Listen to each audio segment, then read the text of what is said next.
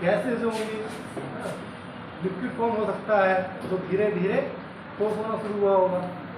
तो कोई ऐसा हमारे पास आधार नहीं था कि जिसके आधार पर ये बता सके कि आपकी पृथ्वी कैसे बन गई, है ना। उस पर जो महासागरीय मिनरल है वो कैसे बन रहा है, जो पर्वत है, जो पठार है, वो कैसे बन गए, है ना। किसी को कोई आइडिया नहीं था। क्यों? पहले कोई साइंस तो थी नहीं, साइंस थी भी तो वो इतना ज़्यादा टेक्निकल नहीं थी हमारे पास, हाई लेवल की नहीं थी कि हम इस अर्थ के ऊपर चले जाएं और यहाँ से हम इसका ऑब्जर्वेशन कर लें ये कैसे बनी। ये तो हमारे पास बाद में तकनीक आई, सैटेलाइट वगैरह आ गए जिसके द्वारा हमने ये पता लगाया कि अर्थ कैसे बनी है। इतने कंप्यूटर सिस्टम आ गए, सुपर कंप्यूटर सिस्टम आ गए, जिसके आधार पर निष्कर्ष निकाले हमने। वहाँ वहाँ पर हमने प्रयोगशालाएँ स्थापित की, बड़ी बड़ी हमने क्या कहते हैं टेलीस्कोप लगाए, जिनके माध्यम से हमने देखना शुरू किया कि क्या है। तब ये निष्कर्ष निकला। उस निष्कर्ष के बाद फिर जब पता लगा तो जिन लोगों ने इन पर जाके काम किया उन्होंने पता लगाया, तो शुरू में पता लगा कि जो हमारी पृथ्वी है वो कैसी थी। पहले एक आग के गोले के समान थी, है ना। कोई सॉलिड फॉर्म नहीं था, कुछ नहीं था। लेकिन धीरे धीरे कालांतर में कई मिलियन ईयर्स का टाइम उसको लगा ठंडे होने में, कई मिलियन ईयर्स का टाइम तो उसको ठंडे होने में लगा। जब ये ठंडी हुई तो ठंडे होने की क्रम पर कई हजारों वर्ष तक तो लगातार इस पर क्या होती रही, बारिश होती रही, है ना। जब इसका एटमोस्फेयर बन गया तो बारिश हुई। अभी भी हम ये नहीं कह सकते कि इसका महाद्वीप या महासागरों का निर्माण हो चुका था, नहीं हुआ था, है ना। फिर उससे रिलेटेड कॉन्सेप्ट आए, लोगों ने अपने अपने विचार दिए कि उन्होंने बताया कि किस तरीके से पृथ्वी का जो वास्तविक स्वरूप हमें आज दिखता है ये कैसे बन पाया, है ना। तो उसमें बहुत सारे सिद्धांत दिए गए हैं, जिनमें कुछ महत्वपूर्ण है, सारे को नहीं बताऊंगा।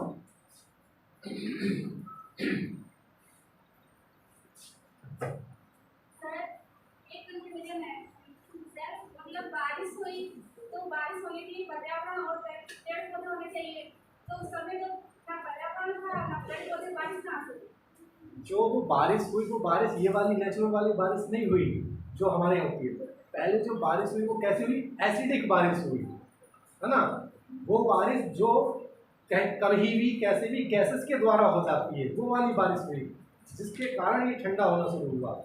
अब ये वाला जो हुआ है, ये जो आज की स्थिति है, जो बारिश जो एनवायरनमेंट आया, ये तो बहुत बाद की स्थिति है। ये कब की? अब से लगभग 10,000 साल, ठीक है, ईयर पहले की स्थिति में ये वाली अर्थ जो आज देखने मिलती है, ये वाली कंडीशन आ पाई। इससे पहले की स्थिति थी, उस पर कभी बारिश हुई, कभी गर्मी होने लगी, तो जहाँ तहाँ वोल्केनो ही फटने लगे, तो कभी क्या हुआ, पूरा ठंडा हो गया। बहुत लंबा प्रोसेस था, कई चरणों में जाके ये आज वाली स्थिति मिली है, जो एनवायरनमेंट है, जो पीने का पानी है। पहले ये सब कुछ नहीं था, है ना। पहले तो उसकी एक परत बनने की प्रक्रिया शुरू हुई थी। जो अर्थ है, अर्थ के ऊपर की ये जो इसकी शेप आ रही, इस शेप का जो ऊपर का हिस्सा है ये ठंडा होना था। उस ठंडे होने के लिए हमें कोई ना कोई चीज़ ऐसी चाहिए कि जो उसको ठंडा करती, है ना। तो उसके लिए जो गैसेस से, जो भी वहाँ का एनवायरनमेंट, जो भी धूल कण या जो भी कुछ होगा, उनके कारण जो इसको ह्यूमिडिटी मिली जिसके रूप में, उसने यहाँ पे बारिश कराई, ठीक है। उससे क्या हुई, ये शीतल हुई, ठंडी हुई। जब ठंडी होने लगी तब इसमें और परतें जमा हुई। पहले तेज ठंडी हुई होगी, फिर धीमे धीमे ठंडी हुई होगी। उसी क्रम में इसकी जो स्ट्रक्चर है वो परतों नुमा हो गई। और आप लोग जानते भी होंगे ऊपर कैसी परत है, नीचे कैसे है और बीच में कैसे है ना। तो ये हुआ। इसी में अभी जो सिद्धांत बता रहा हूँ, कुछ बातें इससे आपको पता लगेंगी कि कैसे कैसे है। तो सबसे पहले जो सिद्धांत आता है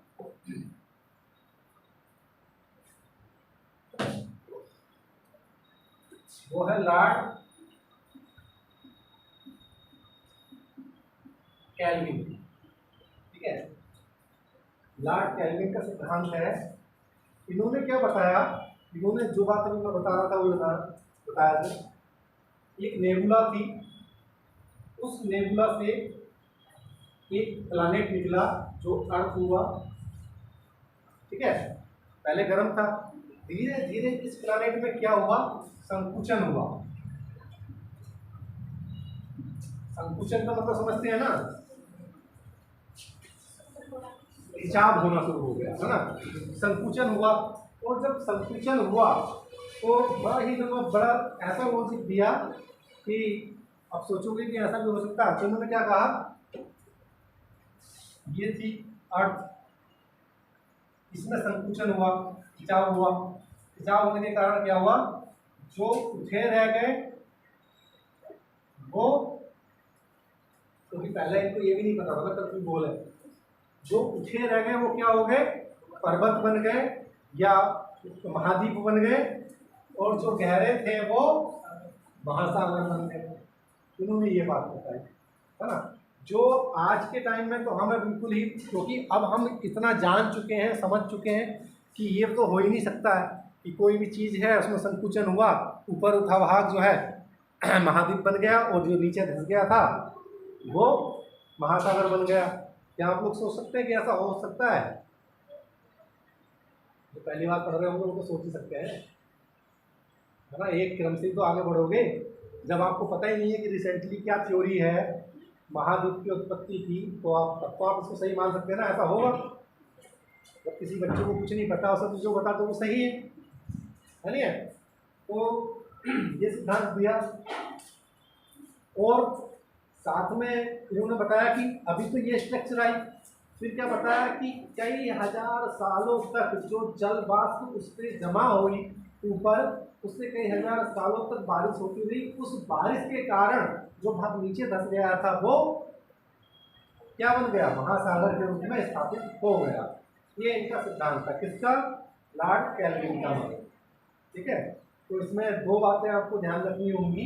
पहली बात की एक नेबुला से इन्होंने इसकी उत्पत्ति मानने की पृथ्वी की, और इन्होंने बताया कि पृथ्वी ठंडी होती चली गई जिसमें संकुचन हुआ, जो ऊपर उठे भागते वो महाद्वीप, और नीचे धसे भाग सागरीय तली या सागर का निर्माण हुआ। ठीक है, दूसरी परिकल्पना आती है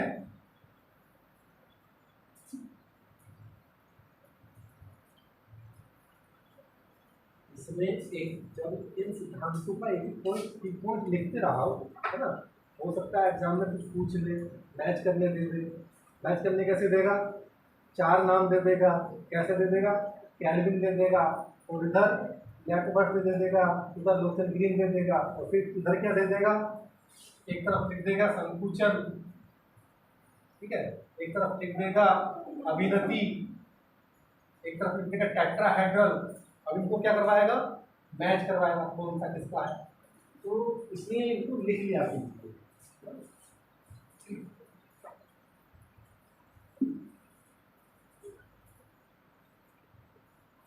दूसरा आता है लैकबर्ट की परिकल्पना।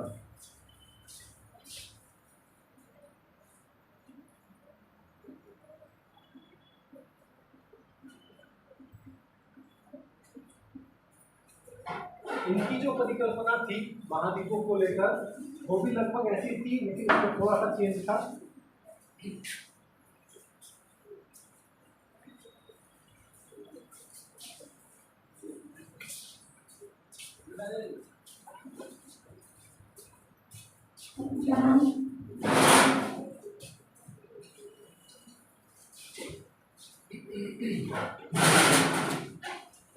इनका क्या सिद्धांत था, इन्होंने क्या बात कही, इन्होंने कही बलन प्रक्रिया।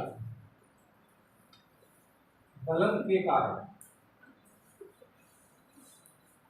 इसका निर्माण हुआ, बलन के कारण महाद्वीप और महासागरों का निर्माण हुआ। कैसे, बलन समझते हैं ना, फोल्ड, कौन कौन समझता नहीं है, बात करो बलन, पूछ लिया करो बलन क्या होता है।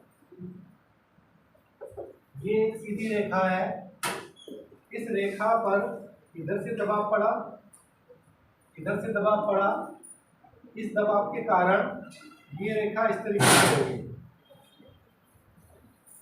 ठीक है, हमने ऐसे दबाया किसी को और वो इस शेप में हो गया, जैसे किसी रबड़ को भी आप दबाएंगे तो ऐसे हो जाएगी। तो इस तरीके से उन्होंने बताया कि जब पृथ्वी लगातार ठंडी हो रही थी तो उस ठंडे होने के क्रम में पृथ्वी पर बहुत अधिक बलन की प्रक्रिया हुई। बलन मतलब फोल्ड पड़ने शुरू हुए। जब फोल्ड पड़े, उस फोल्ड पड़ने के कारण इस पृथ्वी का एक भाग ऊपर उठ गया और एक भाग नीचे धंस गया। ठीक है, इसको कहते हैं अपनति, इसको अभिनति। तो उन्होंने बताया कि बहुत बड़े स्तर पर अपनति और अभिनतियां बनी पृथ्वी पर।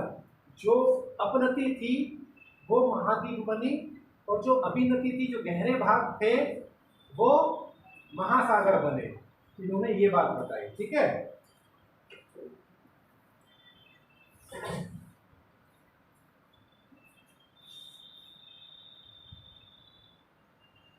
एंटीक्लाइन और सिंक्लाइन बोलते हैं।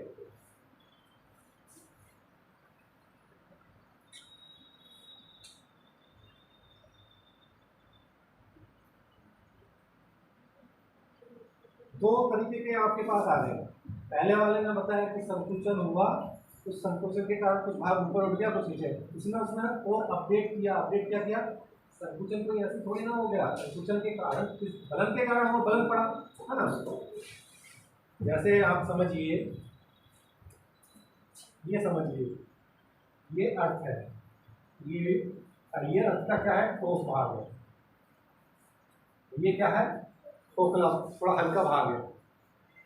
हल्का भाग है तो उसमें से कुछ भाग तो नीचे धस ही जाएगा ना। धसेगा नहीं धसेगा? आप लोग देखते भी होंगे, कहीं कहीं जो है गड्ढे हो जाते हैं सड़कों में, कमजोर भाग दब जाता है नीचे को। तो जो दब जाता है तो इस तरीके की तो स्थिति बनती है।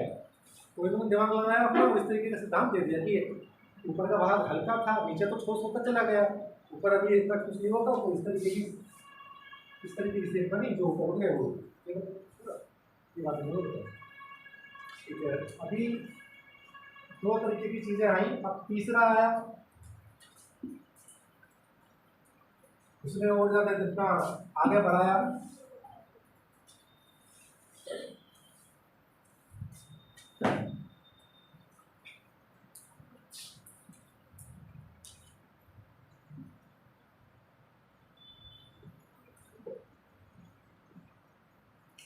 लोथियन ग्रीन, इसका सिद्धांत का नाम था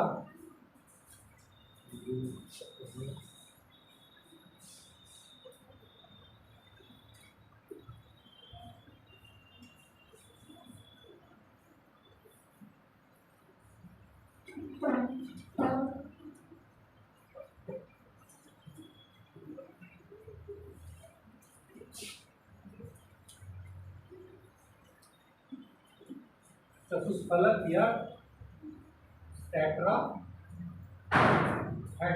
ठीक है, ये बोलते हैं। ये टेट्राहेड्रल जान देखा है आपने कभी कैसा होता है? इस शेप को समझते हैं कौन सी होती है?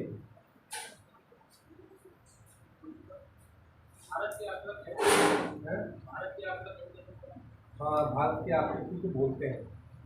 ठीक है, ये होती क्या है बेसिकली? जैसे ट्रायंगल है, यही शेप होती है।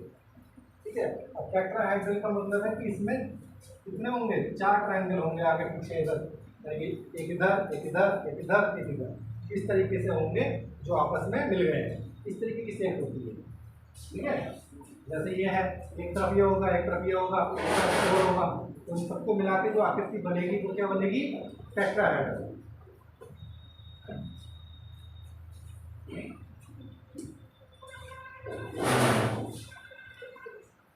1875 में ये सिद्धांत दिया।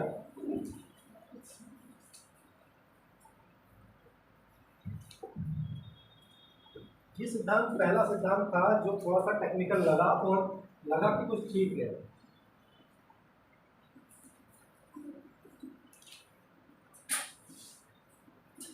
उन्होंने इसमें ज्योमेट्री का इस्तेमाल किया कैलकुलेशन करने के लिए, किस तरीके से हो सकता है ना।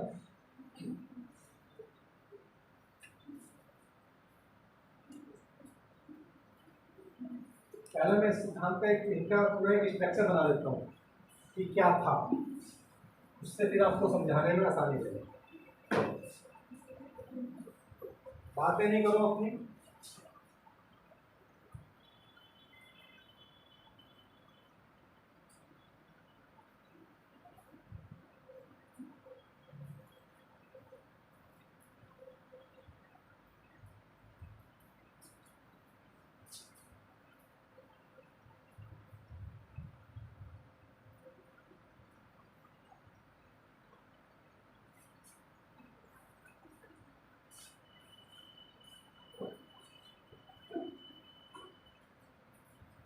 मैं शॉर्ट फॉर्म में लिख रहा हूँ, आप फुल लिख लेना। ये है नॉर्थ अमेरिका, साउथ अमेरिका।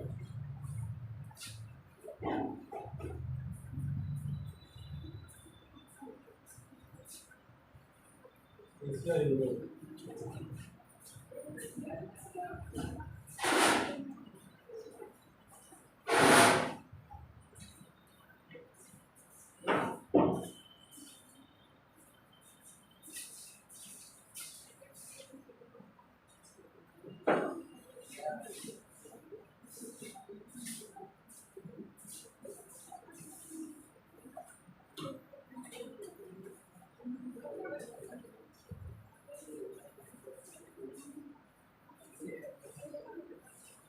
बातें नहीं।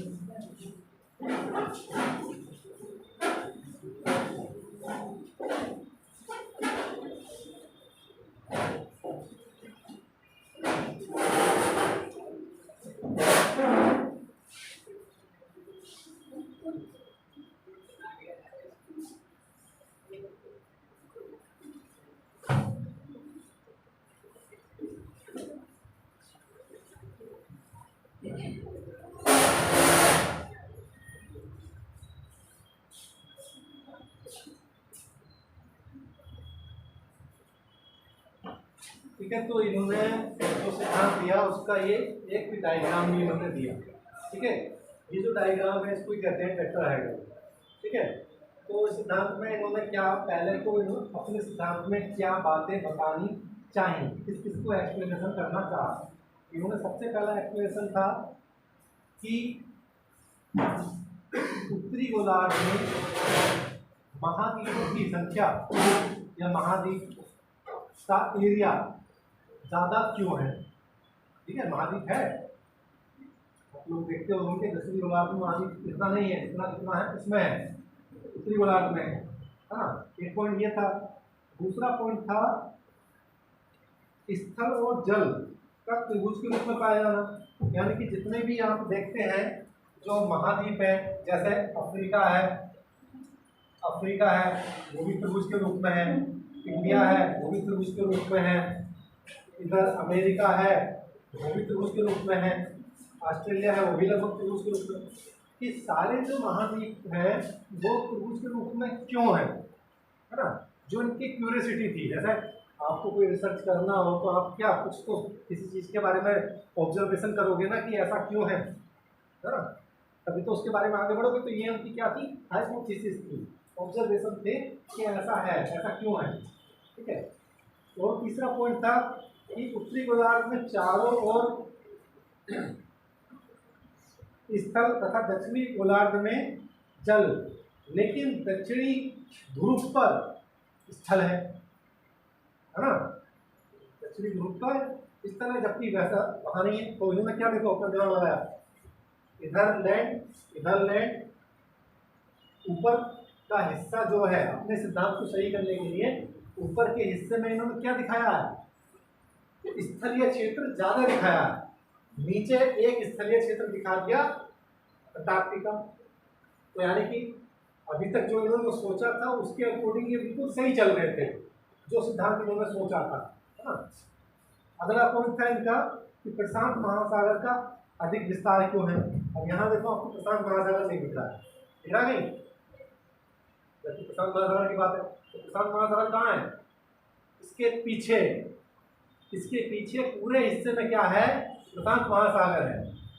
तीन तरफ तो इन्होंने घेर लिया, लेकिन जो चौथा महासागर था वो कुछ पीछे पूरे एरिया में इन्होंने दिखाया। जब स्थिति को पलटेंगे तो वो आ जाएगा। ठीक है, फिर तो अगला जो पॉइंट फैल कर क्या था कि प्रशांत महासागर के चारों ओर नवीन बलित पर्वतों का निर्माण हुआ है।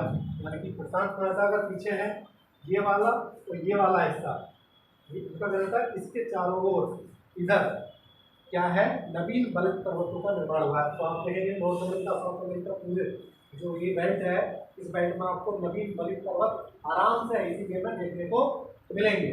उनका सिद्धांत जो उस समय था बड़ा पॉपुलर हुआ और लगा कि हाँ बिल्कुल सटीक है, लेकिन सिद्धांत में खामियां भी थी, है ना।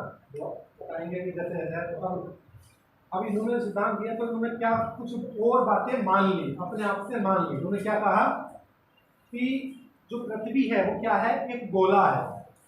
पृथ्वी क्या है, एक गोला है जिसका आयतन धरातलीय क्षेत्रफल की अपेक्षा क्या होता है, अधिक होता है। गोले का आयतन अधिक होता है। जो सामान्य आप गेंद है उससे लेंगे तो उसकी तुलना में गोले का आयतन ज्यादा होता है, ठीक है। दूसरा पॉइंट इन्होंने माना कि एक चतुष्फलक वह आकृति है जिसका आयतन धरातलीय क्षेत्र की अपेक्षा न्यूनतम होता है ना। बताया कि चतुष्फलक की एक ऐसी आकृति है जिसका आयतन क्या होगा, न्यूनतम होगा और जो अधिकतम उसकी व्याख्या कर सकेगा, ठीक है। अब आता है इनका मेन सिद्धांत। मेन सिद्धांत क्या था, जैसा आप लोग सब जानते होंगे, पृथ्वी का एक सिद्धांत आया था, सियाल सीमा निफे वाला सिद्धांत। सुना होगा सबने पृथ्वी की आंतरिक संरचना को लेकर। तो उसमें जो बताया गया, क्या बताया गया है, जो आंतरिक भाग है वो क्या है, ठोस है, और जो ऊपरी भाग है वो कैसा है, तरल है ना, ये बताया गया। ठीक, लेकिन इन्होंने क्या किया, इन्होंने कहा कि जो ऊपर का भाग है वो ठोस हो गया, ऊपर की जो परत है वो ठोस हो गई है, और नीचे वाला जो है, बीच वाला हिस्सा जो है वो तरल है। इन्होंने इसका अपोजिट बताया, ठीक है। अब अपोजिट बताया तो इसमें क्या हुआ कि इन दोनों में, यानी कि ऊपर वाले हिस्से में और नीचे वाले हिस्से में अंतर आ गया, इसमें डेंसिटी में अंतर आ गया। अब डेंसिटी में अंतर आने के कारण क्या हुआ, फिर अचानक से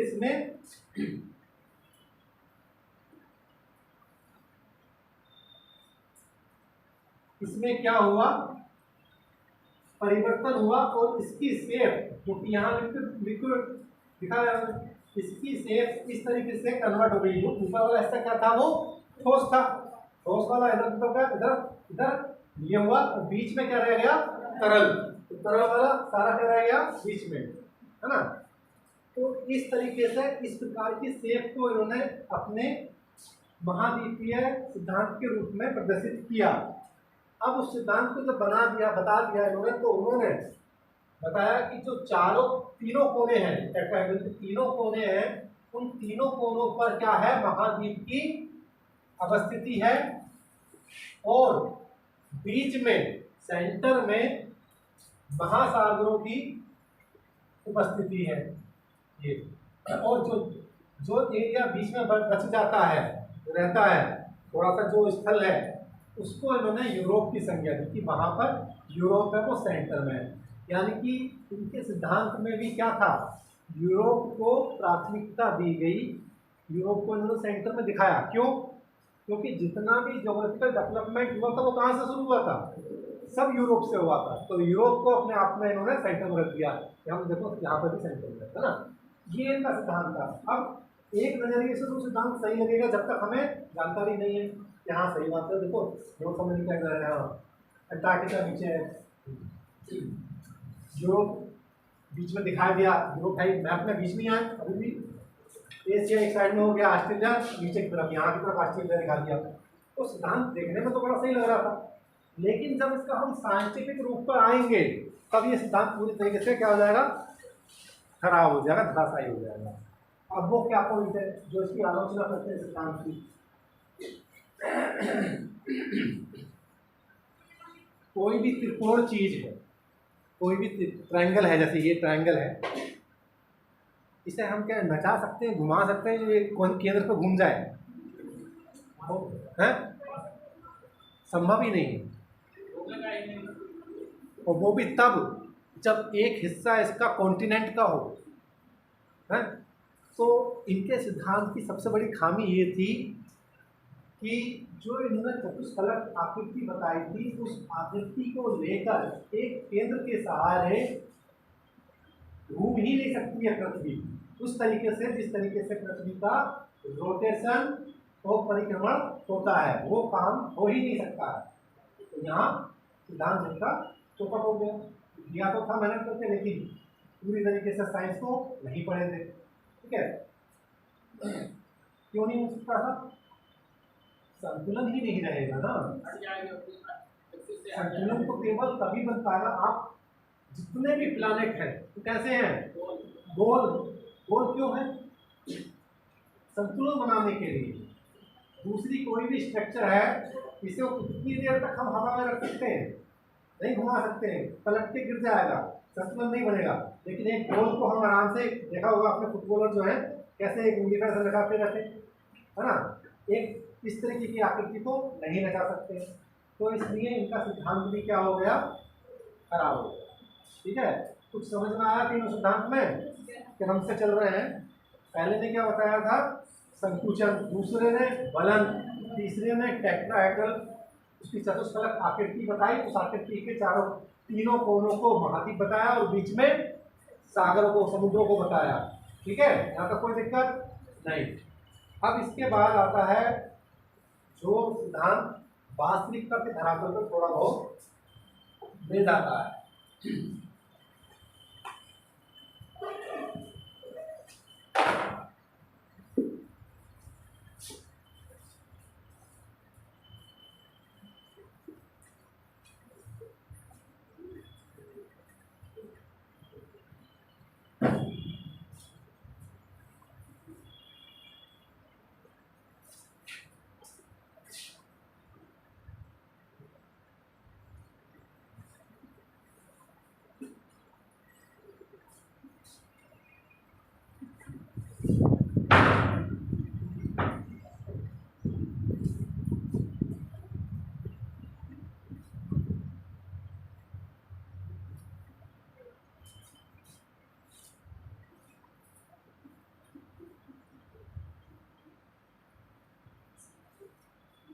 इसमें इस चीज का ध्यान रखना होगा। ये क्या है, परिकल्पना, इसको कहते हैं हाइपोथेसिस। ये टेलर का है। एक सिद्धांत और आएगा वैगनर का, उसके सिद्धांत का नाम भी यही होगा, बस उसमें इस परिकल्पना की जगह क्या हो जाएगा, थ्योरी हो जाएगा। तो दोनों का कंफ्यूज मत होगा।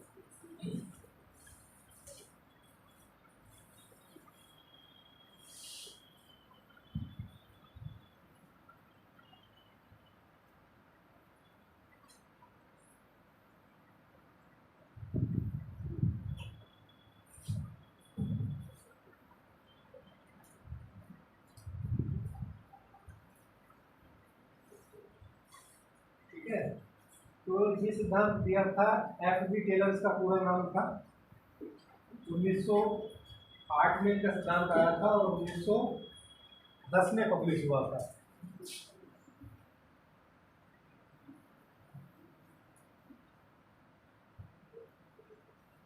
में पब्लिश हुआ था। उद्देश्य क्या था इनका सिद्धांत का? उद्देश्य था जो टर्सरी युग के बलित पर्वत हैं,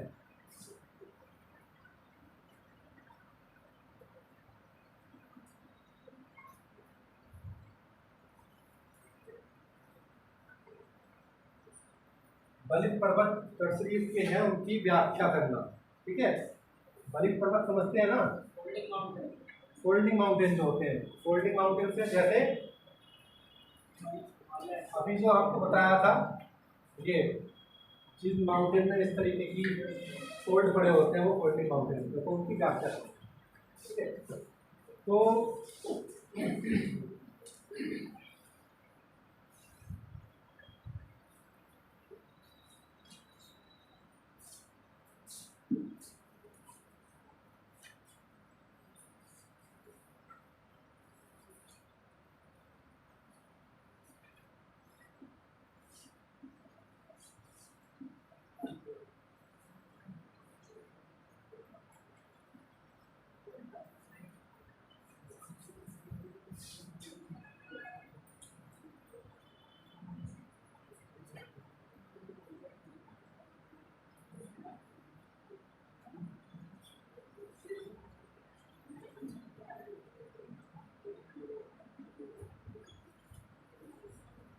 इनका जो सिद्धांत था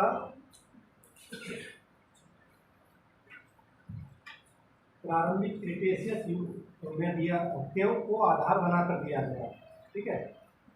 और इन्होंने बताया कि हमारी जो पृथ्वी है वो दो भागों में विभाजित है, ठीक है। दो भागों में विभाजित है। पहला भाग है ऊपर का लोरेशिया और दूसरा भाग है नीचे का गोंडवाना लैंड, ठीक है। ये बात इन्होंने बताया। और ये वाली बात की इन्होंने बताई थी,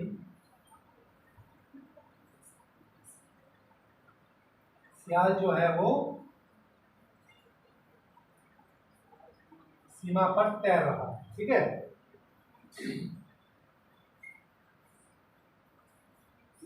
सियाल सीमा पर तैर रहा है, ठीक है। ये बात बताई थी। अब जब ये बात बताई कि सियाल सीमा पर तैर रहा है, और तीसरी एक और बात इन्होंने साथ में बताई कि जो अर्थ है, इस अर्थ के पास में ही मून, चंद्रमा जो था शुरू में ही नहीं था, चंद्रमा बाद में बना है ना, मून भी उत्पन्न हो गया, यानी चंद्रमा की भी उत्पत्ति हो गई। चंद्रमा की उत्पत्ति क्रिटेशियस युग में हुई थी, ठीक है। उस समय चंद्रमा की उत्पत्ति हो गई। अब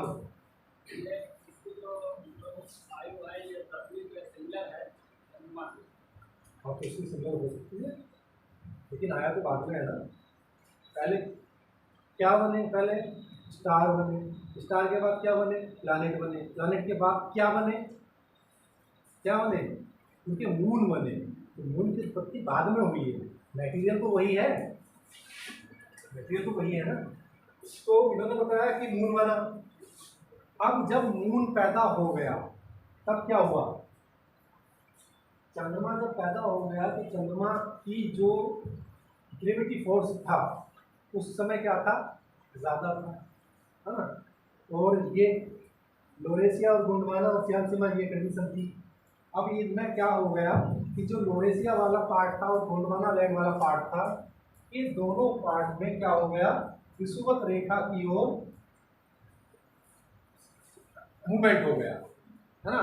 दोनों का मूवमेंट इधर को हो गया, ठीक है। ये मूवमेंट सामान्य था, लेकिन चंद्रमा के कारण यहाँ पर स्थिति, जब चंद्रमा पैदा हो गया ये मूवमेंट तो शुरू हो गया था। चंद्रमा के कारण इस मूवमेंट में क्या हो गया? परिवर्तन हो गया, है ना। चंद्रमा के कारण इस मूवमेंट में परिवर्तन हो गया, और इसकी जो परिभ्रमण करने की गति थी वो गति उस चंद्रमा के आने के कारण तीव्र हो गई। बात को समझते रहे ना। पहले मजे से ये पृथ्वी थी, अपने जैसे भी घूम रही थी। चंद्रमा पर आया, उसकी ग्रेविटी फोर्स मिला, इसका ग्रेविटी फोर्स होगा, है ना। दोनों में जैसे मैग्नेट टूट जाता है, फिर चिपका तो चिपकते हैं, नहीं चिपकते। तो इस तरीके से इन दोनों के फोर्स के कारण क्या हुआ? इसकी जो स्पीड थी वो थोड़ी सी बढ़ गई, घूमने की स्पीड। अब घूमने की स्पीड में वृद्धि हो गई, तो उससे क्या हुआ? ये वाला मूवमेंट तो हुआ ही हुआ, साथ में एक मूवमेंट इन्होंने और बताया इधर को, ठीक है। ये मूवमेंट किस कारण से हो गया? चंद्रमा की आकर्षण शक्ति के कारण क्या हुआ? इसका खिंचाव हुआ, ठीक है। ग्रेविटी फोर्स से मूवमेंट तेज हो गया, और उसकी आकर्षण शक्ति से पृथ्वी, अभी जैसे आप लोग पढ़ते होंगे ज्वार भाटा, इसमें चंद्रमा का रोल रहता है, तो ऐसे ही क्या हुआ? ये इसकी आकर्षण शक्ति से इधर को खिंचाव हो गया। खिंचाव होने से क्या हुआ? जो ये वाला हिस्सा था इसका महाद्वीप का, इधर को खिसके चला आया, ठीक है। बात को समझते रहना, खिसके चला आया। अब जब ये खिसके चला आया तो क्या हुआ? बीच में से गैप हो गया। कहाँ से? यहाँ से गैप होगा, नहीं होगा? लेकिन टूट गया वो, वहां से तो गैप हो ही जाएगा। यहाँ से गैप हो गया, तो इन्होंने बताया कि यहाँ पर जो है एक लैब्राडोर की खाड़ी खुल गई, और जो आज की स्थिति देखने को मिलती है वो स्थिति हमारी उत्पन्न हो गई पूरी पृथ्वी, है ना। इधर अमेरिका, उत्तरी अमेरिका, दक्षिणी अमेरिका, इधर यूरोप और नीचे एशिया अफ्रीका, ये वाली स्थिति उन्होंने इस तरीके से बताई। और इनके सहारे से ही जहाँ जहाँ इनमें टकराव हुआ वहाँ वहाँ पर बलित पर्वतों का निर्माण हुआ। ठीक है, ये बात उन्होंने बताई। अब लेकिन जब इनके सिद्धांत की बात होती है तो इनसे जब पूछा गया कि भाई आपने चलो मान लिया ये इधर को चला, जहाँ टकराया होगा वहाँ बलित पर्वत बन गए, ये यहाँ टकराया यहाँ बलित पर्वत बन गए। लेकिन पूरी पृथ्वी पर बहुत सारे ऐसे माउंटेन हैं जिनमें बलित पर्वत जिनका निर्माण बलित पर्वत के टकराने के कारण नहीं हुआ है, ऐसी भी चीज़ें हैं। तो वो कैसे आ गए, तो उसका उत्तर ये नहीं दे पाए, फंस गए वहाँ पर, है ना। क्योंकि जब हम कोई सिद्धांत दे रहे हैं तो हमारी सारी जो समस्याएं उनका समाधान होना चाहिए, तो उनका समाधान ये नहीं कर पाए, तो यहाँ आके ये फंस गए। और दूसरा ये इसी में इन्होंने क्या बात बताई कि टर्सरी युग के बलित पर्वत का बारे में बता दी। लेकिन टर्सरी युग से पहले के जो बलित पर्वत हैं जैसे अरावली है, वो कैसे पैदा हो गया, है ना, वो भी तो कोल्डर माउंटेन है, वहाँ भी फंस गए, नहीं दे पाए। तो इनका सिद्धांत क्या हो गया, खराब हो गया। खराब का मतलब एक नई दिशा तो थी, लेकिन इनका सिद्धांत पृथ्वी की उत्पत्ति और महाद्वीप पर्वतों के निर्माण की उत्पत्ति को सही से व्याख्यात नहीं कर पाया, तो फिर नया सिद्धांत निकल के आया। ठीक है, यहाँ तक समझ रहे हैं ना। लिखवा इसलिए नहीं रहे हैं क्योंकि आपको इसके बारे में इतना ज़्यादा डीप में जाने की जरूरत मुझे नहीं लगता कि पड़ती होगी। किसी एग्जाम में आता सवाल केवल इनका नाम पूछता होगा, हाँ, नाम आप नोट करते रहिए, लेकिन इनके बारे में थोड़ा थोड़ा जान लीजिए। जहाँ से लिखवाने की जरूरत मुझे महसूस होगी मैं वहाँ आपको लिखवाना शुरू करूँगा। अगले सिद्धांत में अब जरूरत पड़ेगी इसके बाद।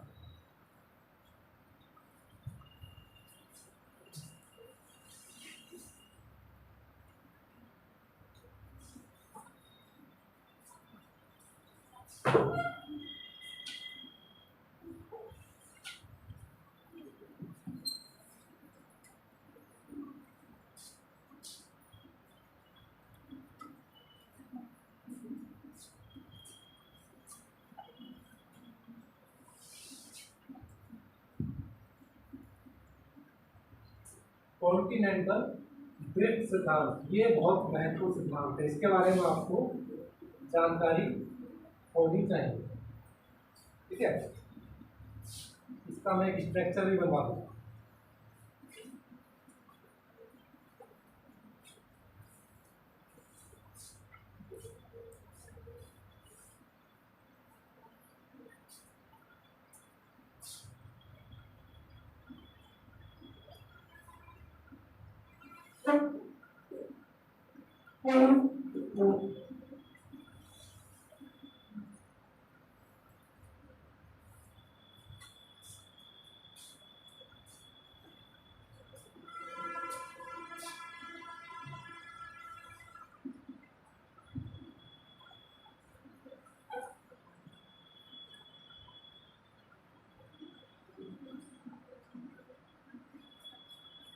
सिद्धांत के उद्देश्य क्या थे, सिद्धांत का उद्देश्य दो है।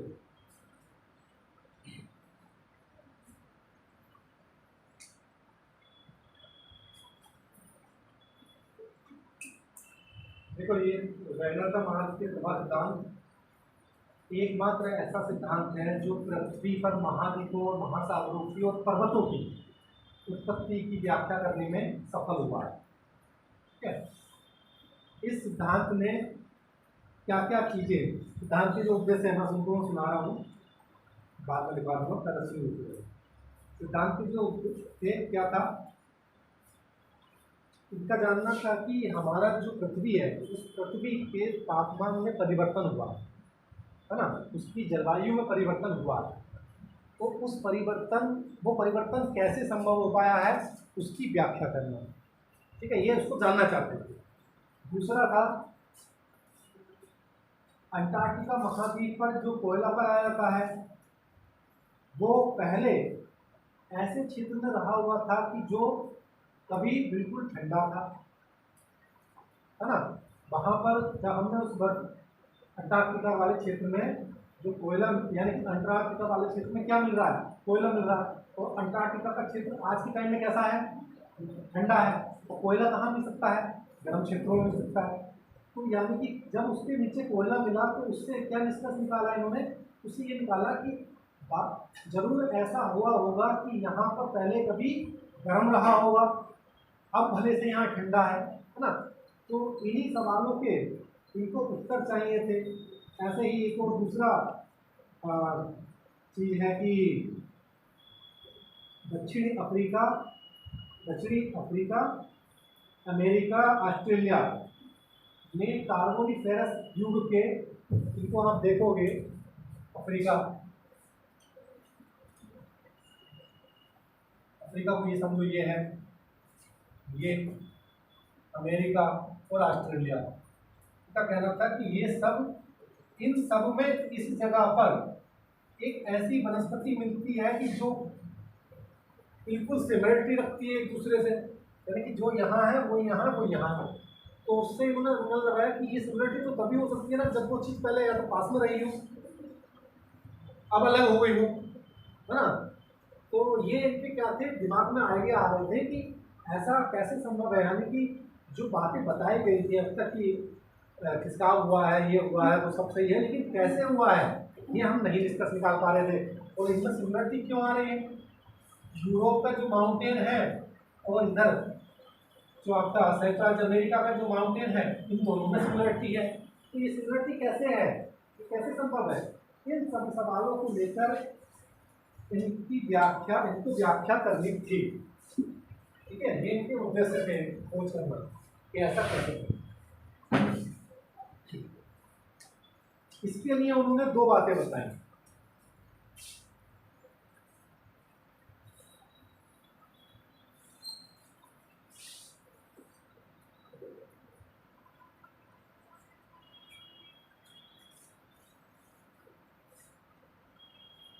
पहली बात, या तो क्या हुआ होगा, जो हमारी जलवायु कटिबंध है इनमें क्या हुआ होगा, चेंज हुआ होगा, है ना। यानी कि जो 0 डिग्री है, जो यहाँ पर गर्म जलवायु मिलती है, यहाँ पहले क्या होगी, ठंडी मिलती होगी, यहाँ गर्म मिलती होगी, या यहाँ गर्म मिलती होगी, ठंडी मिलती होगी, इस तरीके से हुआ होगा।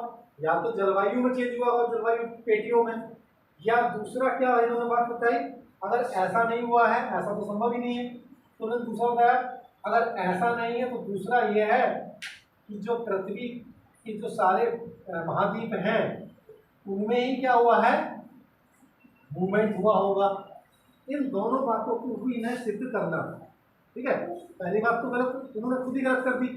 पहली बात तो संभव ही नहीं है कि कैसे जलवायु की बेल्ट में तो परिवर्तन हो ही नहीं सकता है, जो विषुवत रेखा है उसमें ध्रुव तो थोड़ी ना पहुंच जाएगी, तो वो संभव नहीं है। तो यानी कि वो संभव नहीं है, तो फिर ये दूसरी वाली बात संभव है कि हमारी जो पृथ्वी है उसकी प्लेटों में ही, प्लेट तो पहले आया ही था, उसी के स्थल में ही क्या हुआ हो, मूवमेंट हुआ हो।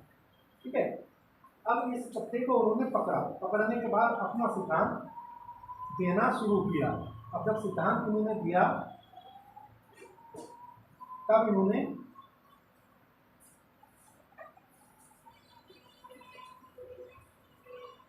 सिद्धांत जब दिया तो उन्होंने बताया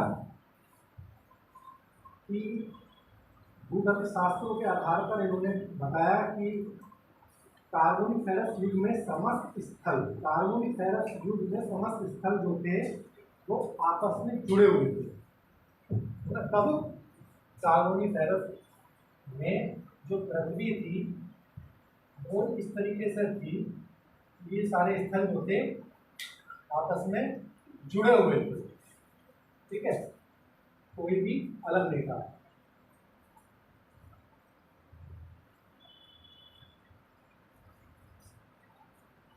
कार्बोनिफेरस युग में, और इन स्थल के चारों ओर एक विशाल जलीय क्षेत्र था। ठीक है, जो ये स्थल था, इस स्थल को नाम दिया इन्होंने पैंजिया। और जो विशालकाय सागर था उसको नाम दिया पैंथालासा।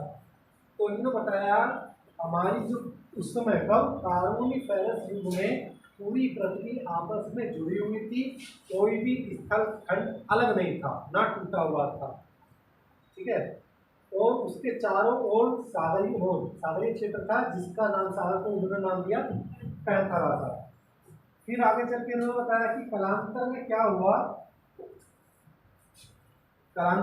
हुआ कि इनमें जो है मूवमेंट होना शुरू हुआ। मूवमेंट होने के कारण सबसे प्रारंभिक अवस्था में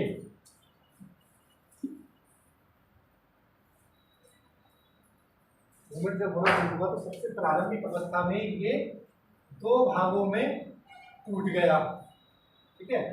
पहली स्टेज ये थी, दूसरी स्टेज ये आई, दो भागों में टूट गया, जिसमें ऊपरी भाग को वही जो नाम उन्होंने दिए थे, क्या नाम दिए थे, इसको दिया लोरेशिया और इसको जैसे तुम्हारा नाम है वैसे ही, जैसे यूरेशिया है, यूरोप प्लस एशिया, ऐसे उसका भी तो लोरेशिया उसका नाम उन्होंने उस समय दिया कि लोरेशिया बोल दिया एशिया वाला, और उधर लेब्राडोर का नाम उन्होंने जैसा उस वाले थ्योरी में आया था कि लेब्राडोर सी खुल गया तो उससे मिला के उन्होंने लोरेशिया कर दिया उसको।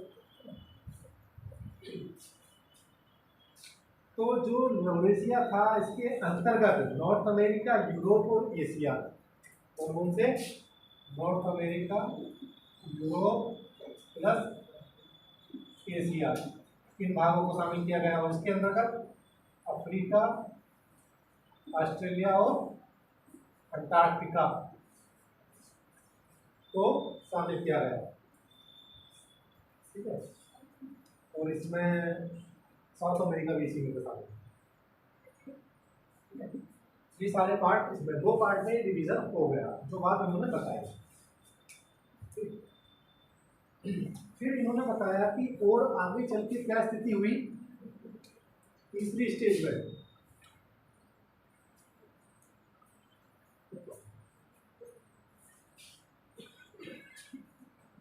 इसके और इसके मध्य में एक सागर खुल गया जिसका क्या नाम था,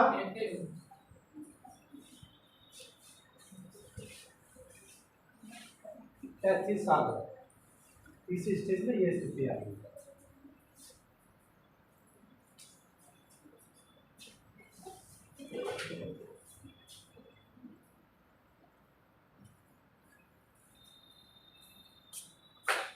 ये यहाँ तक की स्थिति पहुंच चुकी थी।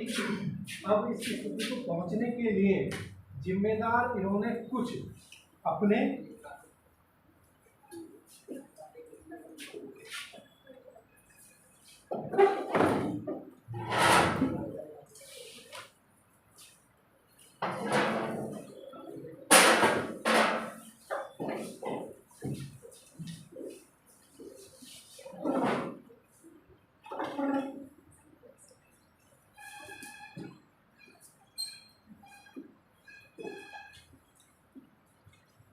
निर्वाह संबंधी बल होता है दो प्रकार के। इन्होंने यानी कि इन्होंने उस चीज को भी एक्सप्लेन किया कि ये जो मूवमेंट हो रहा है, जो टूटन हो रही है, इधर उधर को भाग रहे हैं, ये क्यों भाग रहे हैं, तो उसके लिए दो फोर्स इन्होंने बताए, ठीक है। पहला बताया इन्होंने प्लावन का,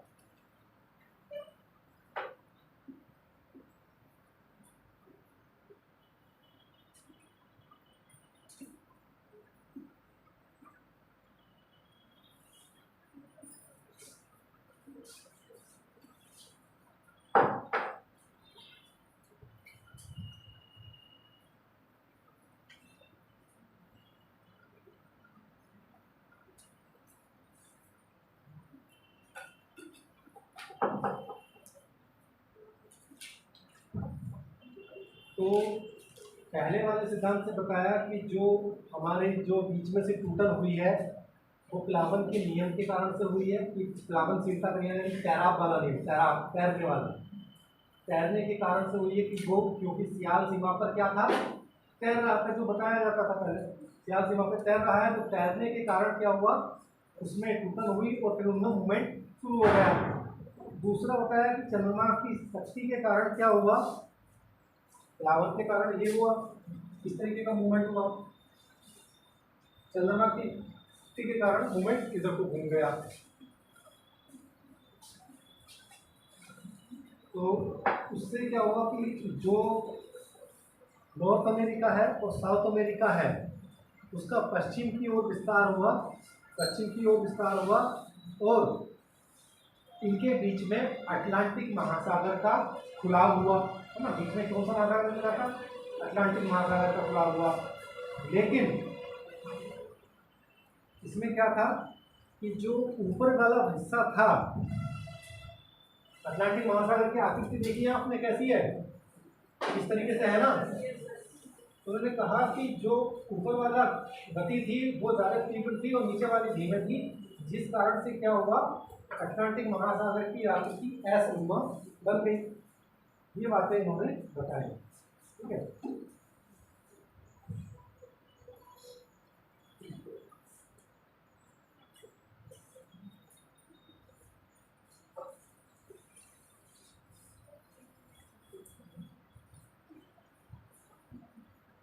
और आगे चल के वर्तमान समय में जो पृथ्वी की स्थिति देखने को मिलती है प्लायोसीन से लेकर प्लीस्टोसीन काल के मध्य तक, प्लायोसीन से लेकर प्लीस्टोसीन काल तक जो आज की स्थिति हमें देखने को मिलती है वो वाली स्थिति सामने आ जाती है।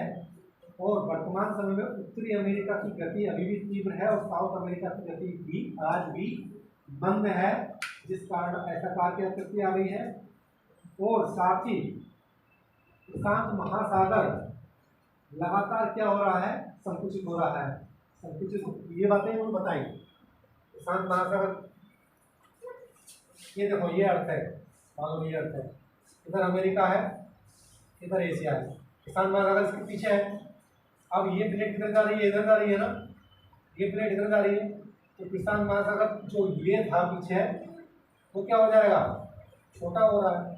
उन्होंने बताया कि प्रशांत महासागर जो है वो लगातार क्या हो रहा है, छोटा हो रहा है। अब इन चीज को इन्होंने जो सिद्धांत दिया, इस सिद्धांत को इन्होंने अभी तो सिद्धांत दे दिया है ना कि ऐसे ऐसे मूवमेंट हुआ, सब कुछ हुआ।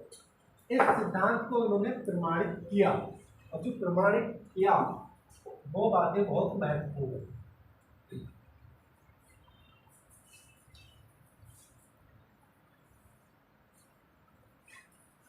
अगर ये सोचो ये डस्टर है, इस डस्टर को अगर मैं तोड़ दूं बीच में से, तोड़ दूं उसको बीच में से, तो इसमें से तोड़ने के बाद मान लो कि ये तोड़ दें, एक हिस्सा ऐसा होगा लकड़ी का जो अंदर का हो सकता है और एक हिस्सा ऐसा होगा जो, फिर इन दोनों को हम जोड़ेंगे बाद में तो वो आसानी से जुड़ जाएंगे, नहीं जुड़ जाएंगे। तो उन्होंने इसी का एक्सपेरिमेंट किया, उन्होंने बताया, इसको बोला जिग्सा फिट।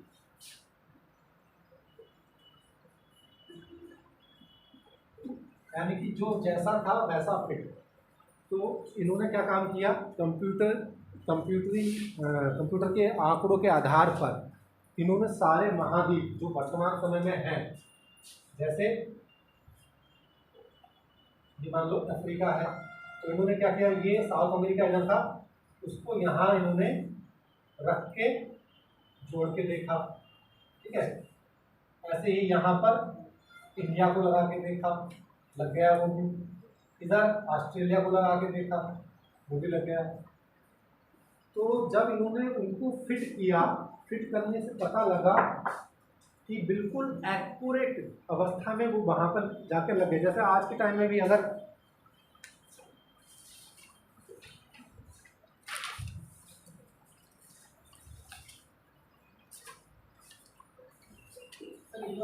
है इसमें पड़ेगा, हाँ, जैसे ये है मैप है। अब इनके सिद्धांत को आप देखो, कितना मतलब उन्होंने दिमाग लगा कर सही काम किया कि इसको उठा के इन्होंने यहाँ फिट किया। तो जब यहाँ फिट किया तो ये बिल्कुल जाके यहाँ सेट हो गया। और आपको देखने में भी लग रहा होगा, ये हिस्सा यहाँ चिपक जाएगा, ये हिस्सा यहाँ फंस जाएगा, ये वाला हिस्सा नीचे आ जाएगा। ऑस्ट्रेलिया वाला हिस्सा इसको उठा के यहाँ लाएंगे, ये यहाँ, ये मेडागास्कर है, अगर हम इसको पीछे को खींच दें तो ये यहाँ चिपक जाएगा, है ना। ऐसे ही ये वाला हिस्सा है, जब इसको यहाँ चिपकाएंगे यहाँ, ये वाला हिस्सा यहाँ, यानी कि ये सारे बहुत इजी वे में आराम से फिट हो जा रहे थे। और जब ये ऐसे फिट हो गए तो इनका सिद्धांत लगा वास्तविकता में कि बिल्कुल ठीक है। लेकिन अभी भी पूरी तरीके से साक्ष्य नहीं मिल पा रहे थे, उसमें भी अभी और मेहनत करने की। फिर इन्होंने इसके बाद दूसरा साक्ष्य दिया। दूसरा साक्ष्य क्या दिया कि एक तो हो गया जिक्सा फिट वाला, दूसरा साक्ष्य दिया तो मैंने पहले आपको बताया कि पर्वतों के क्रम में समानता। जो पर्वत यूरोप में मिल रहा था वही पर्वत उत्तरी अमेरिका में मिल रहा था, यानी कि उन दोनों की एज और उन दोनों की स्ट्रक्चर बिल्कुल एक जैसी थी। जब उनको कंप्यूटर के आधार पर जोड़ा गया तो वो पर्वत बिल्कुल वैसे जाके जुड़ गए। तो उससे उन्होंने निष्कर्ष निकाला कि जो ये महाद्वीप हैं ये खिसक के एक स्थान से दूसरे स्थान पर पहुंचे हैं। तीसरा इन्होंने एक और बात बताई कि जो तट है, जैसे ये तट है, यहाँ पर जो चट्टान मिल रही है वो चट्टान जो यहाँ मिल रही है वही यहाँ मिल रही है, जो यहाँ मिल रही है वो यहाँ मिल रही है, बिल्कुल सेम चट्टानें मिल रही हैं। जबकि सेम चट्टानें नहीं मिल सकती हैं, है ना। अगर हम इसको तोड़ दें, एक बार और तोड़ दें, ये ऊपर चला जाए ये नीचे चला जाए, तो जो चट्टान यहाँ से अलग हो गई, मान लीजिए कि यहाँ पर आग्नेय शैल थी, तो आग्नेय शैल ही तो मिलेगी दोनों कोनों पर, है ना। इस जगह से मैं इसको तोड़ दूंगा तो जो यहाँ मिलेगा वही तो वहाँ मिलेगा। तो इससे भी इन्होंने अनुमान लगाया कि हाँ ये भी बिल्कुल सटीक बात है कि ये टूटा है ना। फिर एक और इन्होंने पॉइंट बताया, एक वनस्पति है गिलोसोप्टेरस, गिलोसोप्टेरस नाम है इसका, वो वनस्पति इस जगह पर मिलती है। और जब उसकी जांच पड़ताल हुई तो वो यहाँ भी मिली, यहाँ भी मिली, यहाँ भी मिली। उसके आधार पर भी लगाया, डिस्कस कराया। मतलब आज के टाइम में नहीं मिलती है, वो बहुत प्राचीन काल में वनस्पति मिलती थी और उसके साक्ष्य वहाँ पर मिले। ठीक है, ये हुआ। और नवीन तकनीकों के आधार पर एक और चीज़ है जिसके आधार पर इनका सिद्धांत सही साबित हुआ, वो है पैलियोमैग्नेटिज्म, पराचुंबकत्व। पराचुंबक के आधार पर ये निष्कर्ष निकाला गया, जैसे कोई एक चट्टान है, जब ये टूट जाती है, यहाँ से टूटी है, तो इसकी स्ट्रक्चर और इसकी स्ट्रक्चर बिल्कुल सेम होगी, ये पैलियोमैग्नेटिज्म है। और फिर इसकी स्ट्रक्चर इसके पीछे वाले से बिल्कुल सेम होगी। और साथ ही में क्या होगा, इधर प्लस होगा, इधर माइनस होगा, फिर इधर माइनस होगा, इधर प्लस होगा। जो कल मैं एक बात आपको बता रहा था कि हमारा जो चुंबकीय ध्रुव है वो बदल जाता है, उसके बदलने का जो कारण है वो यही पैलियोमैग्नेटिज्म है। जिस दिन ये पैलियोमैग्नेटिज्म बदल जाएगा फिर से, है ना, पूरी तरीके से बदल जाएगा, तब ये हमारा मैग्नेटिक चुंबक जो पोल है उसकी डायरेक्शन पलट जाएगी। जैसे ये बता रहा हूँ ना, एक तरफ एक बार का टुकड़ा हुआ, टूटा हुआ, अगर प्लस यहाँ है तो यहाँ भी प्लस, यानी कि इन दोनों में इसके आगे पीछे वाले में समानता देखने को मिली। इन सब समानताओं के आधार पर इनका सिद्धांत बहुत हद तक वास्तविक जो पृथ्वी पर स्थलाकृतियां देखने को मिल रही हैं उनकी व्याख्या कर पाया। ठीक है, बात समझ में आई? दिमाग हैंग हो गया है? मोटा मोटा तो समझ में आ गया होगा ना कि पृथ्वी महाद्वीप कैसे बने। ठीक है, अब जो नेक्स्ट सिद्धांत है वो आपके सारे जितने भी दिमाग में उथल मची होगी उनको समाप्त कर देगा और बिल्कुल क्लियर आप समझ जाएंगे पृथ्वी पर महाद्वीप इस तरीके से बन गए। ठीक है, लेकिन उससे पहले थोड़ा सा लिखवा दो इसमें।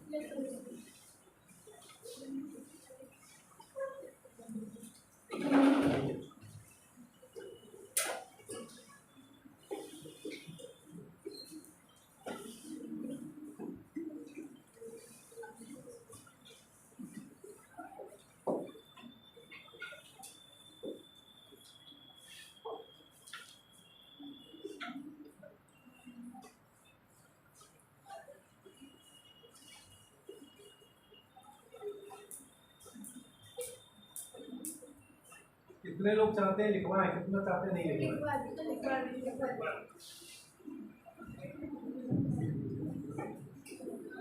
हेडिंग डालो, वैगनर का महाद्वीपीय प्रवाह सिद्धांत।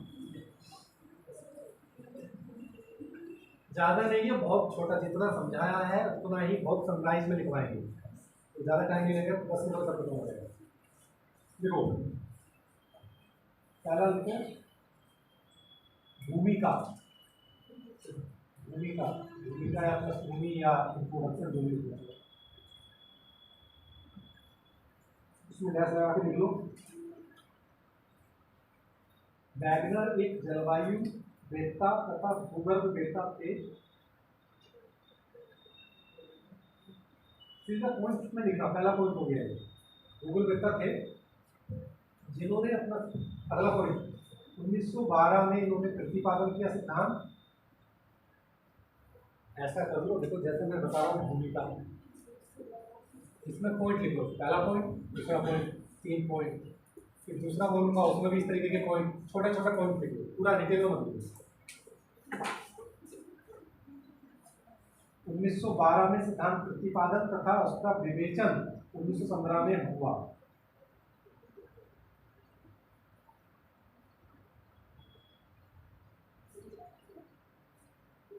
ठीक है, अगला लिखेंगे सिद्धांत के उद्देश्य।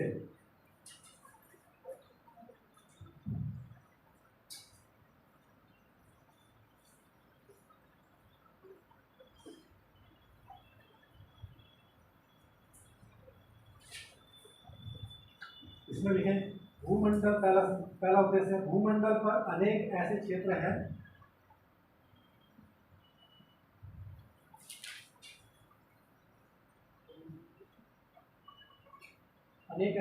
हैं जहां जलवायु में समय समय पर परिवर्तन हुआ है।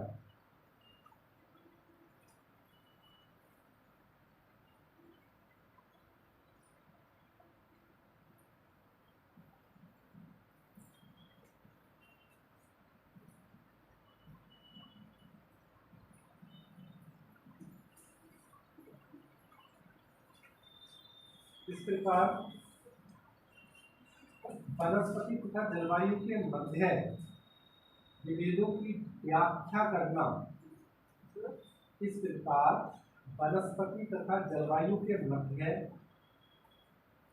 विभेदों की व्याख्या करना वैगनर का मुख्य उद्देश्य था।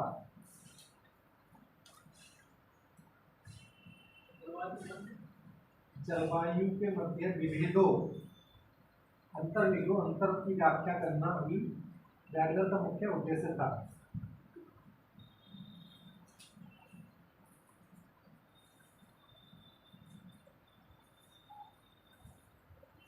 ये उद्देश्य हो गया। नया पॉइंट लिखेंगे,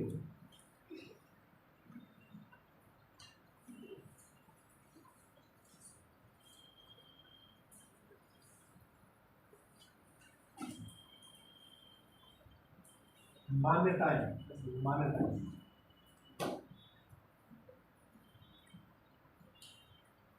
इसमें लिखो नंबर 1, या तो स्थल स्थिर है, या तो स्थल स्थिर है या जलवायु कटिबंधों में स्थानांतरण हुआ है।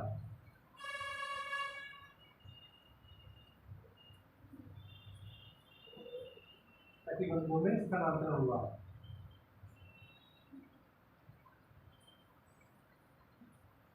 नंबर 2।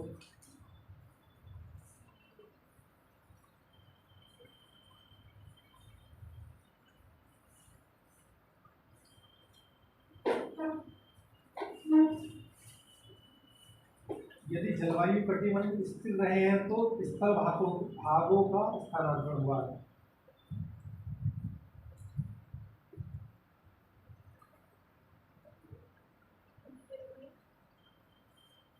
यदि जलवायु कटिबंध स्थिर रहे हैं तो स्थल भागों का स्थानांतरण हुआ होगा।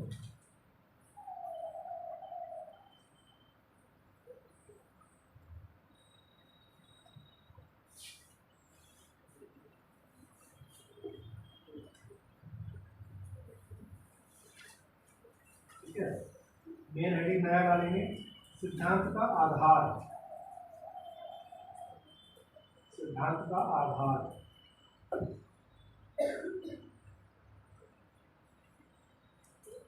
इसमें लिखे ब्रश लगा के, वैगनर ने भूगर्भ शास्त्र के प्रमाणों के आधार पर वैगनर ने भूगर्भ शास्त्रों के प्रमाण के आधार पर यह मान लिया कि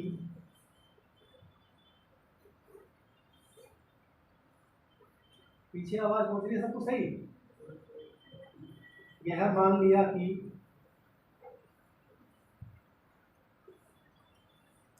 कार्बोनिफेरस युग में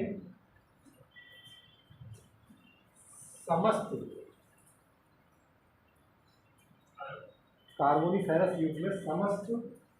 स्थल भाग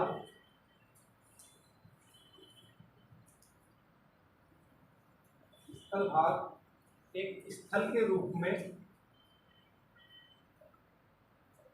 जुड़े हुए हैं, जिसको इन्होंने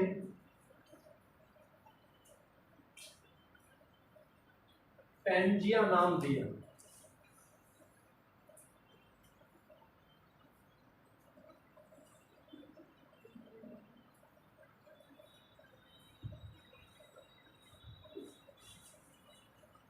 तथा इसके चारों ओर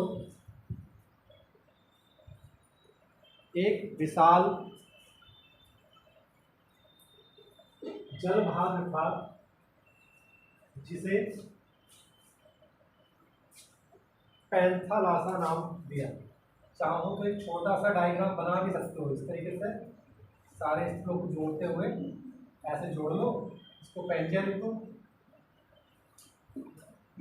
और इधर पैंथालासा लिखो।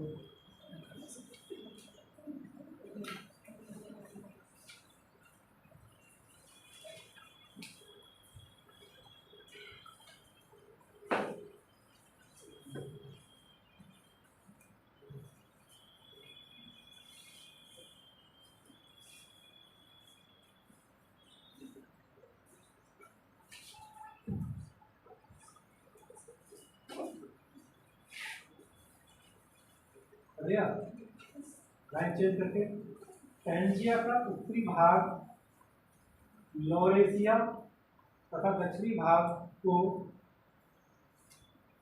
गोंडवाना लैंड कहा। पैंजिया के उत्तरी भाग को लॉरेशिया तथा दक्षिणी भाग को गोंडवाना लैंड कहा। लॉरेशिया के अंतर्गत जो महाद्वीप शामिल किए थे उनको नोट कर लो, क्योंकि पूछने ट्राई कर लीजिए। जहाँ लॉरेशिया लिखे हैं ना, उसको बोला कर दो, इसमें लिख दो, इसमें north America, Europe plus Asia ये शामिल है।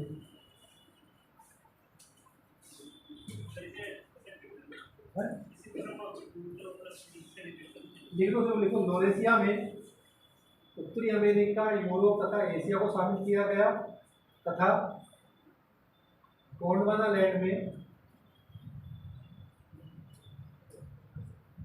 लॉरेशिया में नॉर्थ अमेरिका, यूरोप, एशिया को शामिल किया गया तथा गोंडवाना लैंड में दक्षिणी America, Africa, Madagascar, Bharat, Australia, Antarctica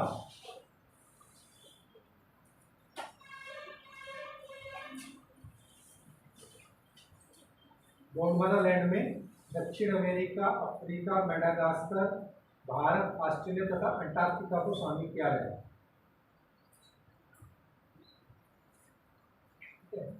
अब नया हेडिंग बनाएंगे, अंगारा लैंड, गोंडवाना लैंड तथा टैक्सिस सागर का बनना। अंगारा लैंड, गोंडवाना लैंड तथा टैक्सिस सागर का बनना।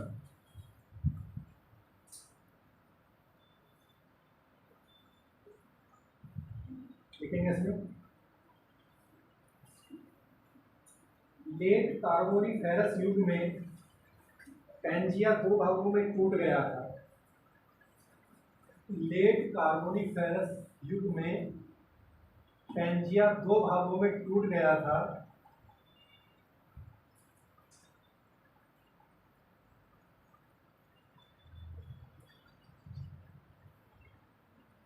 जिसके बीच में टैक्सिस सागर का उदय हुआ था।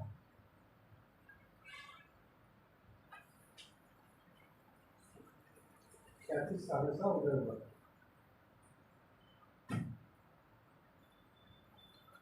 ठीक है, नया पॉइंट लिखेंगे, प्रवाह संबंधी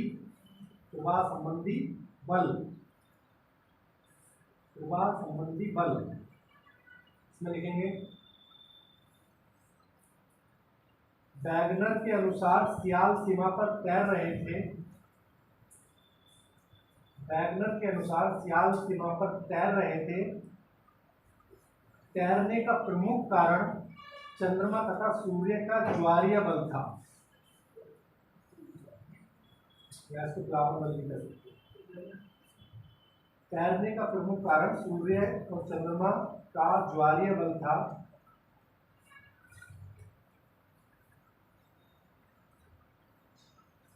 इसके द्वारा उत्तरी अमेरिका और दक्षिणी अमेरिका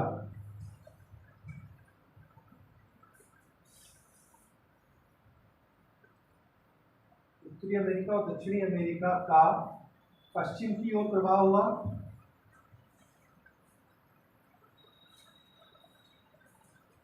पश्चिम की ओर प्रवाह हुआ। ऐसे ये बात छूट गई थी मुझसे, आप इसको लिख भी लेना, समझ भी लेना, समझा के बोल दो। प्रवाह हुआ तथा सीमा द्वारा रुकावट के कारण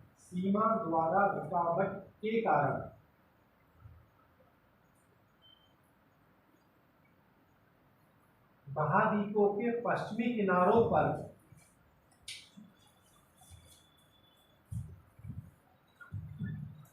मोड़ पड़ गए। महाद्वीपों के पश्चिमी किनारों पर मोड़ पड़ गए, जिनसे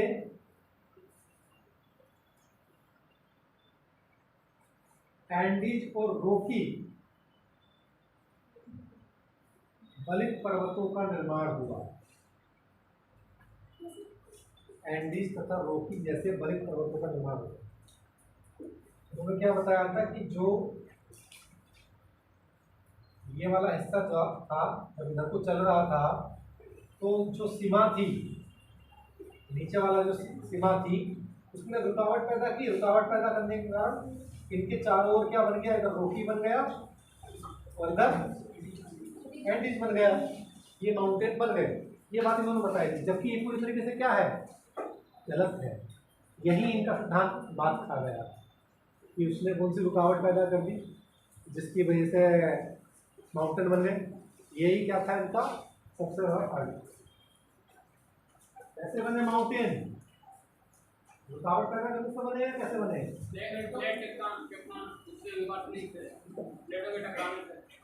माउंटेन बने हैं ये जब इनमें टकराव हुआ, ये ऊपर टूट गए। इसका कल बताएंगे। आगे लिखो इसमें, इसी प्रकार लाइन चेंज कर लेना। इसी प्रकार यूरेशिया, अफ्रीका तथा प्रायद्वीपीय भारत के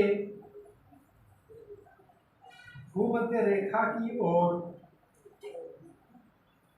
प्रायद्वीपीय भारत के भूमध्य रेखा की ओर प्रवाहित होने के कारण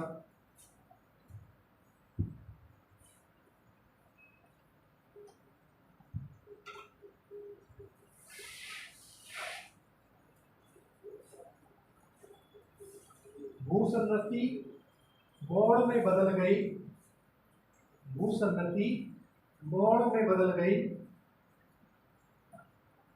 अभी मैंने भूसन्नति का नाम नहीं लिया था कहीं भी, और कोई बताया भूसन्नति नाम अभी तक आया नहीं था ना, मैंने बताया। यहाँ भूसन्नति का नाम आ रहा है कि भूसन्नति मोड़ में बदल गई।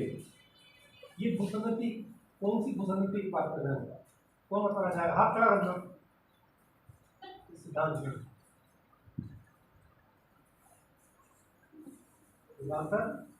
कौन सी भूसन्नति की बात कर रहे हैं?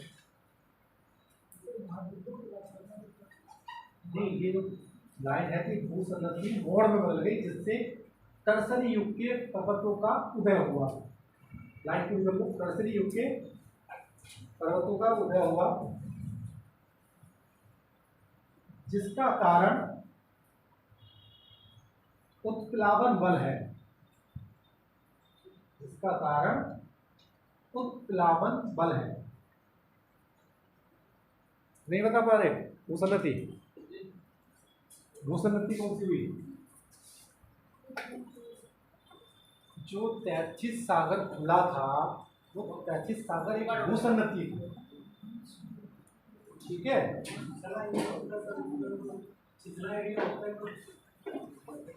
33 सागर बन गया। वो 33 सागर क्या हुआ? ये देखो, ये सागर था, ये सागर के किनारे वाले भाग थे। किनारे वाले भागों से नदियों द्वारा, बारिश द्वारा मटेरियल इसमें जमा हो रहा था, है ना, जिसकी तली क्या हो गई? इस तरीके से बन गई।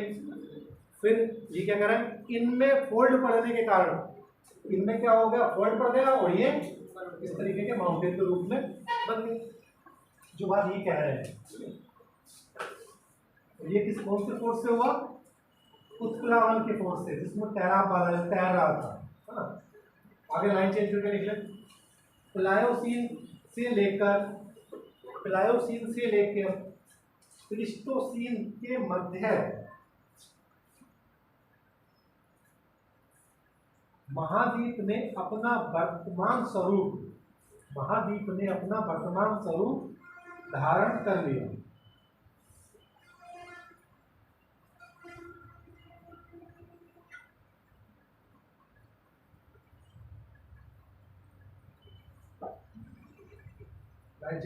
उत्तरी अमेरिका की गति तीव्र थी तथा दक्षिणी अमेरिका की गति मंद थी, जिस कारण अटलांटिक महासागर की आकृति एस अक्षर जैसी बन गई।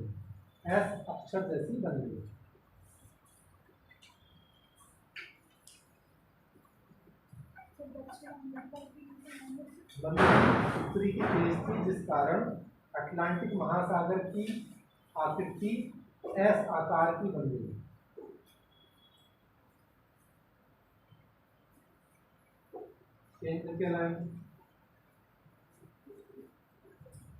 स्थल खंडों के विभिन्न दिशाओं में अतिक्रमण के कारण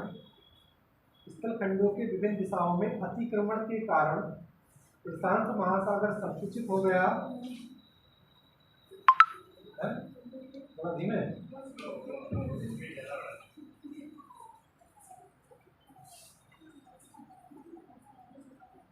स्थल खंडों के विभिन्न दिशाओं में अतिक्रमण के कारण प्रशांत महासागर संकुचित हो गया, जो आज भी निरंतर संकुचित हो रहा है।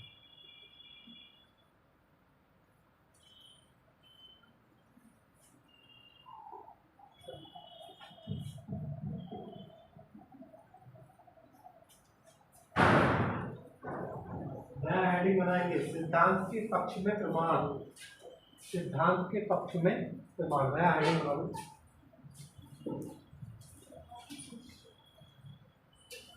पहला पॉइंट,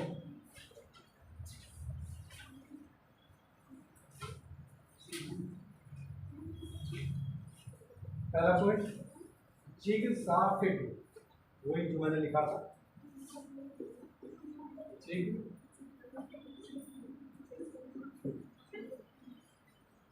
जिग्साफिड के आधार पर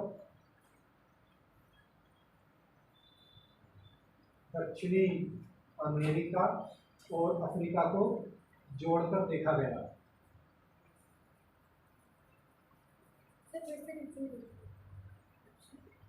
पहला, जिग्साफिड जिसके आधार पर दक्षिणी अमेरिका और अफ्रीका को जोड़ा गया और वो लगभग आपस में जुड़ गए।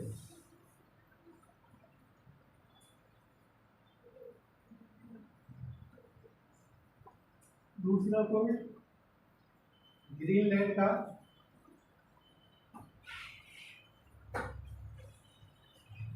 पश्चिम की ओर खिसकाव।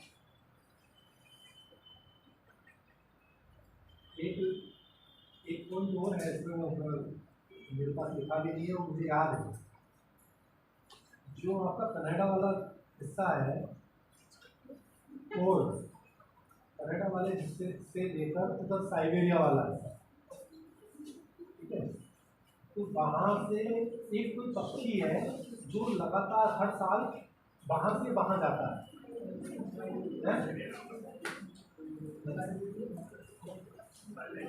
साइबेरियन नहीं, वो नहीं, तो वो हर साल जाता है, तो वो जाता है तो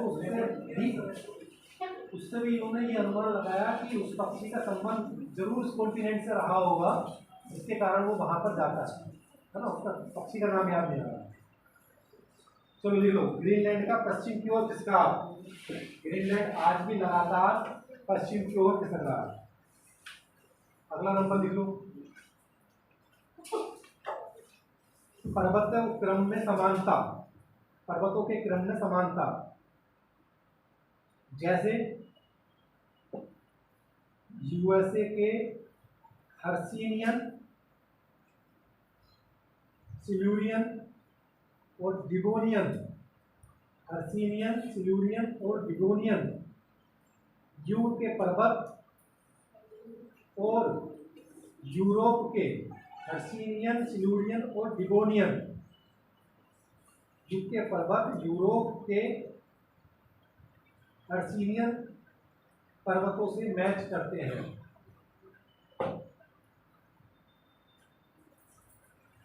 अगला पॉइंट, भूगर्भिक संरचना में समानता, भूगर्भिक संरचना में समानता,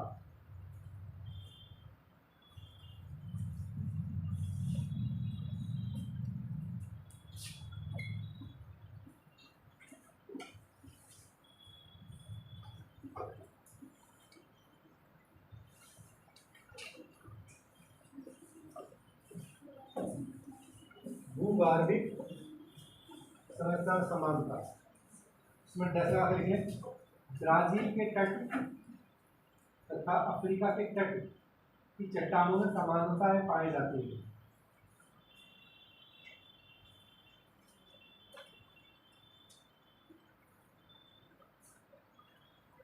अगला पॉइंट देखिए, कार्बोनिफेरस हिमानीकरण में, कार्बोनिफेरस हिमानीकरण में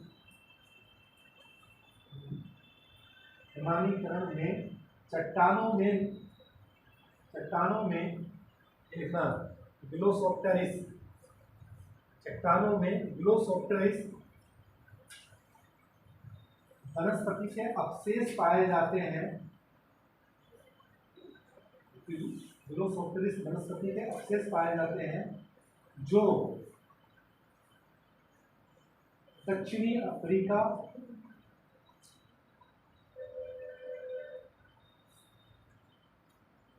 दक्षिणी अमेरिका और ऑस्ट्रेलिया महाद्वीप में भी मिलते हैं। जो दक्षिणी अमेरिका, दक्षिणी अफ्रीका और ऑस्ट्रेलिया महाद्वीप में भी मिलते हैं।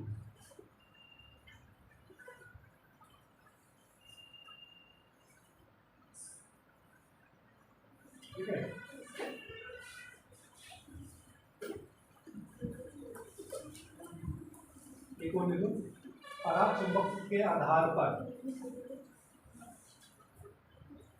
पराचुंबक के आधार पर सिद्धांत का प्रमाण।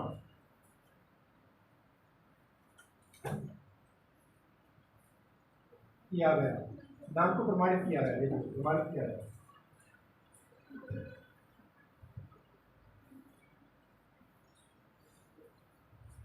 ठीक है, तो ये सारी बातें हैं। अब ये जो बताई गई थी वो भी सिद्धांत महत्वपूर्ण है, आता रहता है, अक्सर आ भी जाता, पूछा भी जाता सवाल।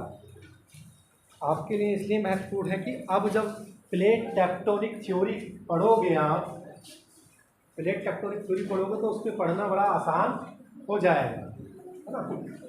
कि किस तरीके से प्लेटों में मूवमेंट होता है, कितनी प्रकार की प्लेटें हैं, मूवमेंट का कारण क्या है, वो ही साइंटिफिक रूप दे पाएगा। अभी ये चंद्रमा की शक्ति और इसकी शक्ति चल रही है, जबकि ये कोई काम के नहीं है, इनके कारण किसी भी तरीके का कोई खिंचाव नहीं हो सकता है। केवल ये किसको खिंचा सकते हैं, पानी को, बस इतना ही पावर है ना, बाकी अब बहुत ज़्यादा पावर नहीं है इसका कोई विश्वास। ठीक है, चलिए ठीक है, बाकी कल